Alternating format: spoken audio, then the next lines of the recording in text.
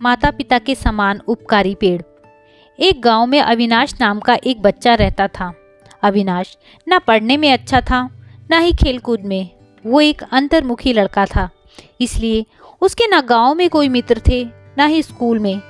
जब इंसानों को इंसान दोस्त नहीं मिलते तो वह या तो निर्जीव वस्तुओं से दोस्ती कर लेता है, या तो पशु पक्षी या पेड़ों से।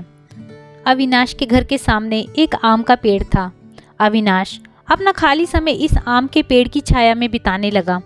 अविनाश या तो स्कूल में होता था, या तो इस पेड़ के पास पेड़ के साथ खेलता था, उस पर चढ़ता था, वही उसकी छाया में आराम करता और वहीं सो जाता था। अविनाश उस पेड़ को इतना पसंद करता था कि वह अपने मन की सारी बातें अब उस पेड़ को बताने लगा था। एक दिन चमत्कार हुआ। जब अविनाश अपने मन की बातें उस पेड़ को बता रहा था, तब अचानक वह पेड़ बोल पड़ा। अविनाश की खुशी का कोई ठिकाना नहीं रहा, क्योंकि अब उसे कोई सुनने वाला मिल गया था, साथ ही साथ कोई ऐसा भी जो उससे बातें करे। पेड़ ने बताया कि अविनाश की इतनी घनिष्ठ मित्रता देख वो अपने आप को रोक नहीं पाया और उसे मजबूरन बोलना पड़ा, लेकिन वह अविनाश जैसे दोस्त को पाकर बेहद खुश है। पेड़ को भी अविनाश की आदत हो गई थी। पेड़ अविनाश को एक दोस्त की तरह, एक बेटे की तरह देखने लगा, उसकी फिक्र करने लगा, अविनाश की खुशी में खुश और उसके दुख में दुखी रहने लगा। इंसानों की फितरत है, वह समय के साथ बदल जाया करते हैं। समय बदला, अविनाश की उम्र बढ़ी, अब वह कॉलेज जाने लगा। उसने इस पेड़ के पास आना बंद कर दिया।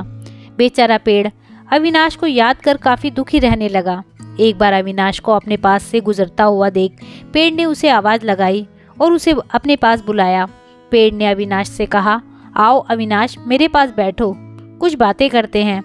अविनाश ने कहा, नहीं, मेरे पास इतना वक्त नहीं है कि मैं तुम्हारे पास बैठ सकूं और बातें कर सकूं, क्योंकि अब मुझे कॉलेज जाना है और मुझे इस बात की भी टेंशन है कि कॉलेज की फीस कहाँ से लाऊं।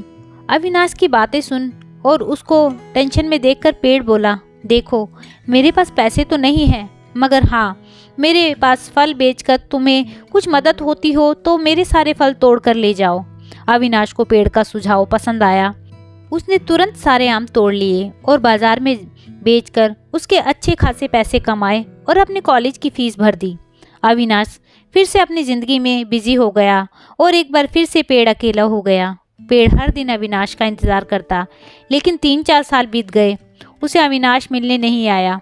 फिर एक दिन अचानक अविनाश उसको उसके पुराने घर में आता हुआ दिख गया। पेड़ अविनाश को देखकर काफ़ी खुश हो गया। पेड़ ने अविनाश को अपने पास बुलाया और बोला, अविनाश, मेरे पास बैठो, चलो कुछ बातें करते हैं। अविनाश ने पेड़ से कहा, मैं तुम्हारे साथ बैठ नहीं सकता, क्योंकि अब मेरी शादी हो गई है। हालांकि मुझे नौकरी मिल गई, लेकिन अभी मेरी तनख्वाह इतनी नहीं है कि मैं अपने इस पुराने घर को नया बना सकूं। मुझे काफ़ी चिंता है कि मैं अपनी पत्नी को कैसे इस पुराने घर में रखूंगा। अविनाश को चिंता में देखकर पेड़ का दिल फिर पिघल गया। पेड़ ने अविनाश से कहा, तुम मेरी सारी डालियाँ काटकर अपने घर को नया बना लो, इससे तुम्हारी समस्या सुलझ जाएगी। अविनाश ने पेड़ की सारी डालियाँ काट ली और बाजार में बेचकर उसके पैसे बना लिए। वो अपना पुराने घर को भाड़े पर देकर कहीं और रहने चला गया। पेड़ फिर से एक बार अकेला हो गया। पेड़ ने अब उम्मीद छोड़ दी कि कभी उसकी मुलाकात अविनाश से हो भी पाएगी या नहीं। पेड़ भी अब पूरी तरह से उजड़ चुका था। उसकी डालियाँ कटने के बाद न उस पर फूल आते थे और ना ही पत्ते। 30 साल बीत चुके थे। फिर एक दिन पेड़ ने एक झुकी हुए लकड़ी के सहारे चलते एक बूढ़े आदमी को अपने पास आते देखा। पेड़ ने ध्यान से देखा और उस आदमी को पहचान लिया। वह कोई और नहीं, अविनाश था। वह जब पेड़ के पास पहुंचा तो पेड़ ने उसे कहा, माफ़ करना दोस्त, अब मेरे पास तुम्हें देने के लिए कुछ भी नहीं है। अविनाश ने कहा, मुझे कुछ भी नहीं चाहिए और ना ही मेरी कोई इच्छाएं बची हैं। मुझे सिर्फ तुम्हारे पास बैठना है और तुमसे बातें करनी है। बूढ़ा अविनाश पेड़ को ऐसे चिपक गया जैसे उसे गले लगा रहा हो।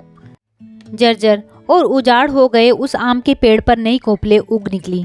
दोस्तों, यह कहानी बड़ी ही मार्मिक है। अगर पेड़ पौधे और जानवर बोलते होते तो बिल्कुल वह उस पेड़ की ही तरह होते, सच्चे, वफादार और निस्वार्थ।